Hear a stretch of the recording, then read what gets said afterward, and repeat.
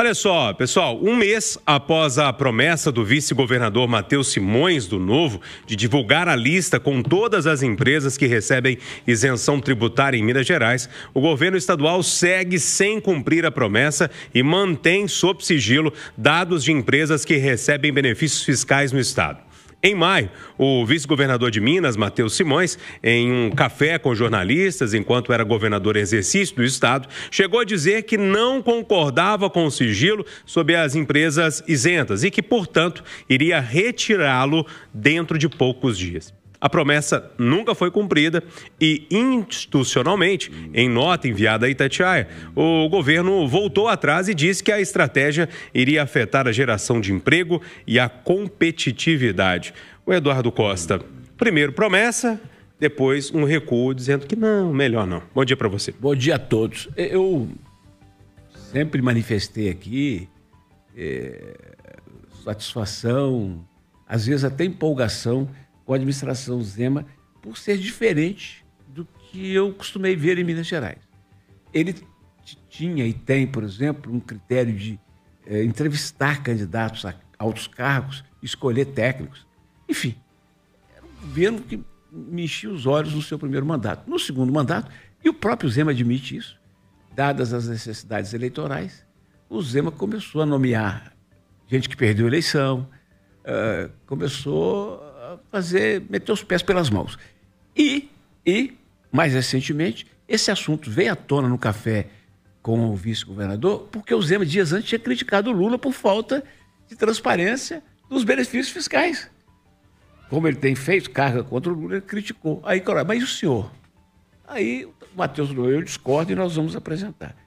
Na hora que ele fala que não vai abrir, porque atrapalha a geração de emprego, eu, como contribuinte, eleitor dele, quem votou nele na última eleição, não concordo, porque são 20 e tantos bi, amigo.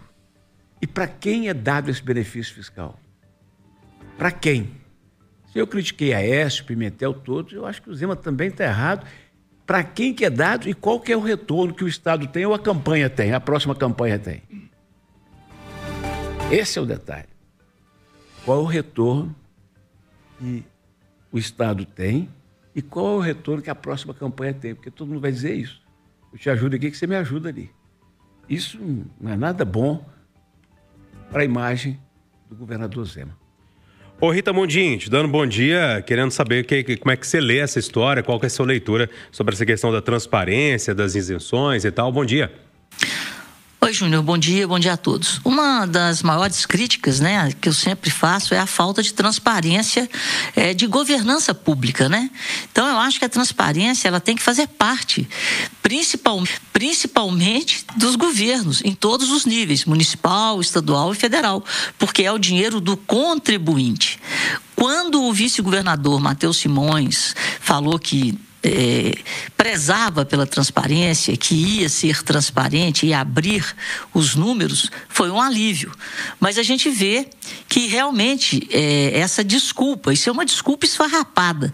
Eu queria entender como que alguém pode falar que transparência prejudica a geração de empregos e competitividade. Pelo contrário, a gente tem que entender qual é a geração de empregos e qual é o aumento de competitividade e produtividade que as empresas que têm esse benefício estão conseguindo. Porque tudo é questão de custo-benefício. Existe um custo para a sociedade dessas isenções. E qual é o benefício em empregos, em produtividade que essas empresas estão dando ao Estado? Portanto, é uma desculpa esfarrapada e tomara que o vice-governador Matheus Simões, apesar das eleições, como bem disse o Eduardo, no ano que vem, que ele tenha na cabeça, no coração e nos atos o princípio da transparência que ele prometeu e que ele convença o governador Romeu Zema a fazer um bom uso da transparência pelo bem de Minas e pelo bem do contribuinte, do pagador de impostos do Estado. O partido do governador, o Novo, e do vice, o Novo, tinha dito que não queria aquele fundo eleitoral, fundo partidário. Mudou de ideia também. Ô William Travasso, você vai se lembrar bem quando o Matheus Simões anunciou isso, eu disse assim, numa reunião nossa ali de estágio da programação, falei, daqui a pouco vai vir uma desculpa para dizer que não vai divulgar, porque é uma coisa que normalmente os governantes não fazem. Mas não queria estar certo, tá? Eu estava torcendo para estar errado, mas pelo jeito eu estava bem certo e agora veio, como a Rita disse, uma desculpa esfarrapada para dizer que não vai divulgar. Bom dia. Muito bom dia, Júnior Moreira, bom dia aos ouvintes da Itatiaia, bom dia, bancada. E aí eu começo a acender o sinal de alerta, porque alguma coisa tem errado aí. Eu parto desse princípio. Se não tem transparência, se a gente não pode falar... não pode falar porque vai afetar a geração de emprego e competitividade. Por quê? A gente está pagando para essas empresas, para a operação dessas empresas. Por que você falou isso? Então, já que você topou, ou você não tem mais autonomia... o senhor, como vice-governador, marcou aquele café da manhã, que eu até fiz uma crítica em relação a esse café da manhã. Eu queria saber do senhor o seguinte, o senhor não tem... Por que o senhor falou isso? Então, o senhor não consegue... O senhor tem uma ideia, mas não consegue aplicar, o sistema não permite. O quanto a gente está pagando para essas empresas, ou melhor, deixando de cobrar dessas empresas para o funcionamento. A ideia é que sem esse benefício, essas empresas elas quebram e vão perder competitividade, né? E o custo disso para a gente. Então é uma coisa tão óbvia você falar o seguinte, olha, eu estou dando um benefício para a empresa tal, porque ela dá esse retorno para a gente, porque sem isso ela não consegue operar. Aí nós vamos decidir como sociedade, olha, realmente essa empresa merece ou precisa desse benefício. Caso contrário, não, corta o benefício. Agora, quando vem essa caixa preta, eu fico todo arrepiado, porque aí eu pego a fala do Eduardo, do toma lá, dá cá. Eu tô te dando, eu vou fazer um acordo com você e a gente não sabe como foi, o que foi, quem é que tá nesse jogo. Eu faço um acordo, você me ajuda, de repente no período eleitoral, e depois eu te dou um benefício. Como é que foi essa troca? Quem é que autorizou o benefício? Como foi? Cada um. Então assim, atenção, Assembleia. Os senhores precisam cobrar do governo do estado uma transparência para a gente abrir essa caixa e entender o que está acontecendo aqui no estado de Minas Gerais. Ou não, ou todo mundo vai ficar calado e nada vai acontecer. Pessoal, em meio à escalada tarifária promovida pelos Estados Unidos, produtos como café, manga, cacau, abacaxi e coco podem ser poupados do tarifaço do presidente Donald Trump contra o Brasil. A sinalização foi feita nesta terça-feira pelo secretário de Comércio americano em entrevista à CNBC. Segundo ele, produtos tropicais não cultivados em solo norte-americano estão no radar para a isenção, né? Porém, ele não citou especificamente o Brasil ou qualquer país exportador que seria beneficiado com a tarifa zero. Em outro momento, Rita, afirmou que a decisão final sobre a taxação será anunciada mesmo até sexta-feira. Rita, a gente pode fazer a leitura que isso é o início ali de um recuo do governo americano ou não? Não, Júnior, isso é preocupação com a inflação deles. Então, por isso que ele citou de forma genérica e disse que cabe ao presidente Trump definir, né, a taxação. Por quê? Ele estava dizendo, eles estão preocupados, sim, com a inflação, com o aumento do preço do café, né? Os Estados Unidos, né? A gente fornece mais de 30% do café que eles consomem. Só a Starbucks, 22% do café da Starbucks é brasileiro. E 35% do café consumido nos Estados Unidos é nosso. O suco de laranja é a mesma coisa, é muito mais. Então, eles estão preocupados com a inflação. E o Trump quer que abaixe a taxa de juros. Se houver um soluço na inflação, o Jerome Powell está certo em não mexer nos juros. E existe a expectativa, hoje, a super quarta, tem decisão de juros lá e aqui. Então, a coisa que eles não querem é um soluço inflacionário em função desses produtos que não são produzidos nos Estados Unidos e que são importados em larga escala pelos americanos. Agora, se vem do Brasil, do México, de onde vem... A citação foi genérica e nós podemos pegar uma rebarba nisso aí, porque o café, o suco de laranja, o cacau, a manga, né, nós que somos os grandes fornecedores para os americanos e eles não querem pressão inflacionária nesse momento. Eduardo, a Rita disse que a leitura não é essa, não é um início de um recuo. Eu olho de forma muito simplista para a situação e falo, os caras apertaram demais e agora estão vendo que o problema vai afetar eles também. Eu tô vendo ali o iniciozinho de um recuo. Você não tá vendo, não? Tô vendo, não. O Trump na minha modesta opinião, é doido. Mas burro, nunca achei que ele fosse doido, ele era milionário. Não, lógico que não. Burro ele não é. Além da inflação citada pela Rita, o que ele está fazendo é o seguinte, porque, ô Júnior, vamos pensar bem, você taxar uma importação em 50%, isso quer dizer, em outras palavras, embargo. Você está fazendo... O Brasil vai ser alvo, a partir do dia 1º, depois de amanhã, de um embargo comercial. Porque como é que alguém vai comprar a laranja lá com 50% para revender? Além da inflação que a Rita citou, tem a possibilidade da escassez. Tem escassez. Se o café brasileiro não for, eles podem ficar sem café. Eles podem ter dificuldade com o cacau, com a manga. Então, aquilo que eles não produzem, para contrapor a importação, eles vão abrir mão suavemente. Não é que vão deixar de taxar. E o que não é, azar. E o que a gente percebe, eu fico escutando, vendo as notícias vindo de Brasília, é o seguinte, a esta altura, 48 horas antes do prazo fatal, já não tem mais chance dos dois presidentes falarem. O Lula, que na minha opinião devia ter se interessado no dia 9, ligar para o Bush, para o Donald Trump, ainda que não quisesse atender, mas devia ligar no dia 9, mas não ligou. Agora, pressionado pela opinião pública brasileira que estava cobrando isso, ele fez esse esboço, Casa Branca nem abanou o rabo. O ministro brasileiro das Relações Exteriores estava em Washington, né, na ONU, em Nova York, na ONU, e falou, estou aqui, posso ir aí. Nem ligaram. E há aquele temor também, né, de que se colocar o Lula com ele, que ele dá uma esculhambação no Lula. Ele fez isso com o presidente da Ucrânia, com o presidente da África do Sul. Então não tem clima para eles conversarem. Se sabe agora é isso, é a faca no pescoço, vai ser 50% mesmo. Eu acho que o que pode acontecer é isso. Eles falaram assim, para o café, para a manga, para o cacau e para o abacaxi, a gente vai dar uma tolerância de 10%. Mas não é porque são bonzinhos. Não é porque querem negociar. Não, Eduardo, não é porque é o Brasil, não. É para todo mundo. São os produtos que eles consomem. Exatamente. Não é porque são bonzinhos. É porque eles não querem ficar sem o produto e ter inflação. Não mais que o resto do mundo... Acho que a mensagem clara do Donald Trump é essa. E eu digo isso com tristeza. Na cabeça dele, America first. E o resto que se dane.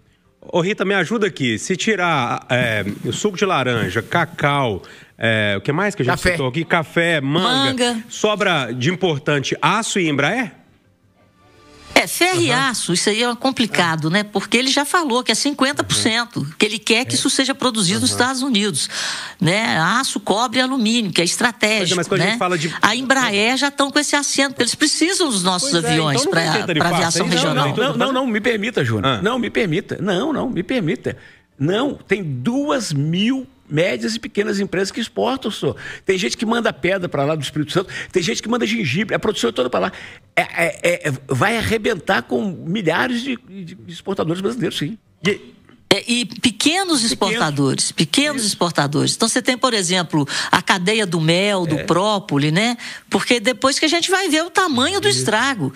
Porque o grande problema é que quando você fala em agro, o agro ele é constituído de muitos, os grandes produtores do agro são os pequenos produtores, que somados fazem todo esse volume.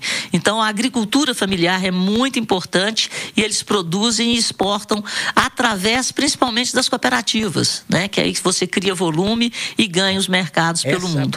Mas enfim, o estrago vai ser muito grande mesmo. Então, passou da hora de conversar, mas aquilo que for essencial para eles, que eles consomem, eles vão isentar. Mas é a vontade deles e não é para o Brasil, é pelo consumidor americano. A palavra é essa, cooperativas. Esse tarifaço, Júlio, vai destruir milhares de cooperativas que foram construídas com muito sacrifício ao longo do tempo, para poder juntos poder exportar. E aí, William Travassos? Eu acho que tudo que o governo americano quer é isso, essa bateção de cabeça, essa dúvida, essa incerteza. Quando você vai para uma grande negociação, Júnior, você precisa ser frio e você tem que ser técnico. Não adianta levar na emoção, puxar bandeira. Aqui eu sou patriota, eu sou isso, é soberania, vou pro emocional. Não, você precisa ser racional. Então, assim, tudo que a gente está falando hoje é pura especulação. Na hora que sentar para conversar, o papo é outro. Então, tudo bem, não vou tarifar isso não, mas isso aqui não tá legal, amiguinho, só filé mignon para você, não.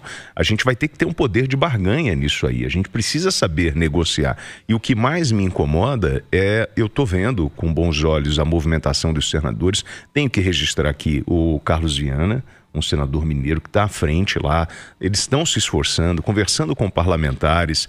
Existe uma mobilização, mas por parte do governo eu vejo uma certa resistência em abrir esse diálogo, e eu acho que isso tinha que ser feito.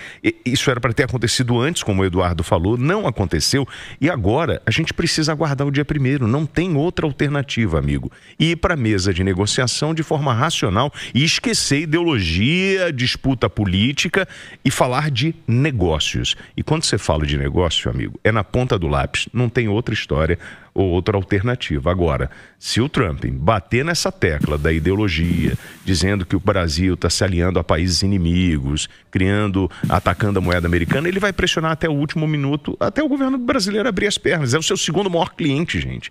Então, assim, é um momento muito delicado e a gente precisa esperar essa caneta do Trump no dia 1º. Para além disso, é só especulação. Gente, oi, Rita. Só acrescentando a fala do Travassos, eu volto com a história. Eu estou falando desse BRICS há 2 anos. E ontem surgiu uma novidade. O Trump deu 10 dias para a Rússia acabar com a guerra. O preço do petróleo disparou. E ele já disse que vai taxar em 100%, que pode taxar a China em 100%, se ela consumir petróleo russo. E isso ele pode expandir para os BRICS. O Brasil é grande importador de óleo diesel da Rússia e de fertilizantes da Rússia. Então a coisa ainda pode complicar pelo lado desse contraponto que o Trump está fazendo e vai fazer em cima da Rússia, da China e do Brasil. E da Índia. A Índia também não está tendo muita facilidade de negociar, não. É o BRIC. No dia seguinte ao tarifaço anunciado, no dia 10, portanto, eu falei isso aqui. Ele está botando o Bolsonaro no pacote. Faz sentido, eles são da mesma corrente, mas a preocupação dele é ameaça à moeda dólar. E ele vai fazer o que puder como imperador do mundo para impedir isso. Ô Rita, eu podia pegar o telefone depois do Conversa de Redação e te ligar para tirar essa dúvida, mas eu acho que pode ser a dúvida de muitos ouvintes, eu vou fazer ela no ar mesmo.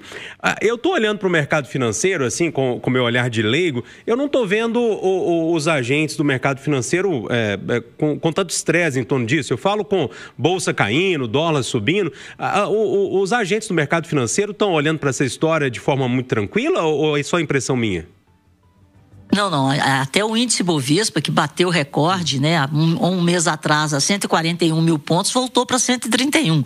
Fechou ontem a 132 mil. O índice Bovespa caiu, mas nós estamos sendo seguros pela recuperação de commodities, né? Houve a recuperação do preço do minério de ferro, a Vale subiu, e o petróleo também por causa do Trump. Ontem o petróleo subiu quase 4%, e a Petrobras segurou a bolsa. Agora, o dólar voltou a subir. Apesar de termos uma queda de cerca de 10% no ano, o dólar voltou a subir. Ele estava mais para 5,50, agora já está em 5,60. E se o fluxo de dólares diminuir, como o câmbio é flutuante, o dólar pode voltar lá para os 5,80. E aí traz pressão na inflação. Agora, os juros futuros pararam de cair. Então, nós estamos com a taxa de juros e as taxas projetadas muito altas por muito tempo, o que é ruim. Agora, a taxa Selic não vai ser aumentada hoje exatamente até teve uma fala do Haddad, que até o Valdir Barbosa foi muito feliz no comentário dele, o Haddad achando bom o preço de alimento está caindo porque vai aliviar na inflação. Pelo amor de Deus, Deus me livre dessa queda de inflação desse jeito. Mas o que nós podemos ter é fechamento. Você está comendo ovo, mas você está matando a galinha. Porque as margens vão cair e nós vamos ter fechamento de empresas, desemprego, perda de PIB, perda de arrecadação. Esse é o cenário. A FIENG fez um estudo fantástico sobre os impactos em Minas Gerais e no Brasil. Então, é muito sério o que pode acontecer daqui para frente. E o mercado brasileiro, a bolsa, por exemplo, ela está ficando cada dia com um volume menor. Uma bolsa negociando 16 bilhões, isso é uma vergonha para a 10ª economia do mundo. Então não está tendo mais negócio. Nós estamos ficando de lado. O nosso mercado está definhando. Agora, Dólar subindo, voltou a subir, e juros não estão caindo e não vão cair. Ô, Jundiaí, ontem para cá, eu tive duas boas notícias de incêndios adiados. Eu estava lá em cima, perto da Serra Rola Música, um chuvão com vento lá. Eu falei, puxa vida, final de julho, é bem provável que esse ano a serra não queime toda, né? Que dói o coração da gente. E ontem, eu escutando lá de notícias de Brasília, foi confirmado aquilo que o Haddad tinha anunciado para a Edilene. Eles se prepararam e o Lula aprovou na segunda-feira. Assim que sair a confirmação do tarifaço, o governo tem algumas medidas que vai anunciar para evitar um incêndio maior no país. Tomara que funcione.